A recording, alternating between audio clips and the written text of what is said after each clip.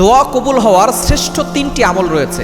এই তিনটি আমল করে দোয়া করলে আপনার সকল দোয়াগুলো কবুল হবে। অনেকে আমাদের কাছে অবজেকশন করেন, হুজুর আমি এত দোয়া করছি আমার দোয়া কবুল হচ্ছে না। আপনি কিভাবে দোয়া করতে হয় এটা হয়তো আপনি বুঝতে পারছেন না, অথবা কিভাবে আল্লাহর কাছে চাইতে হয়, অথবা আপনি যেভাবে দোয়া করছেন দোয়ার কিছু নিয়ম আছে। আপনি হালাল খাবেন, শর্ত আছে, হালাল খেতে হবে, হারাম খাওয়া যাবে না, আল্লাহর কাছে চাইতে হবে, ইয়াকিনের সাথে আমল করতে হবে। এই বিশ্বাসগুলো রেখে আপনি দোয়া করবেন। বিশেষ করে দোয়ার শুরুতে আপনি তিনটি আমল করবেন। নাম্বার 1, এক নাম্বার হচ্ছে আপনি ইস্তেগফার করবেন। কারণ আপনি গুনাহ করছেন আবার দোয়া করছেন, এই দোয়া আল্লাহ কবুল করবে না।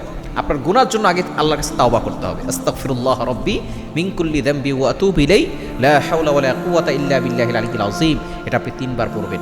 এরপর আপনি দুরূদ শরীফ পড়বেন। কেননা দোয়ার আগে দুরূদ না পড়লে ওই দোয়া আল্লাহ তাআলা ফিরিয়ে দেন। এটা মুআল্লাকুন, পেন্ডিং অবস্থায় থাকে, ঝুলন্ত অবস্থায় থাকে, এটা আল্লাহর কাছে পরিপূর্ণভাবে পৌঁছায় না। এজন্য আপনি দোয়ার আগে 3 বার দুরূদ শরীফ পড়ে নেবেন। দুরূদ ইব্রাহিম, যেটা আমরা নামাজের ভিতরে পড়ি, এই দুরূদটা পড়বেন। এরপরে আপনি একবার সূরা ফাতিহা, 3 বার সূরা ইখলাস পড়বেন। সূরা ফাতিহা একবার, সূরা ইখলাস 3 বার। এই 3টি আমল যদি আপনি করে আল্লাহর কাছে চাইতে পারেন, আল্লাহ তাআলা আপনার সকল দোয়া কবুল করবেন। সকল বিপদ আপদ থেকে, বালা মুসিবত থেকে আল্লাহ আপনাকে হেফাজত করবেন। আপনার কাঙ্ক্ষিত যেই ইচ্ছা আছে, সকল নেক আশাগুলো আল্লাহ তাআলা পূরণ করে দিবেন। আল্লাহ তাআলা সকলের দোয়াগুলো কবুল করেন। সকলে বলেন আমিন।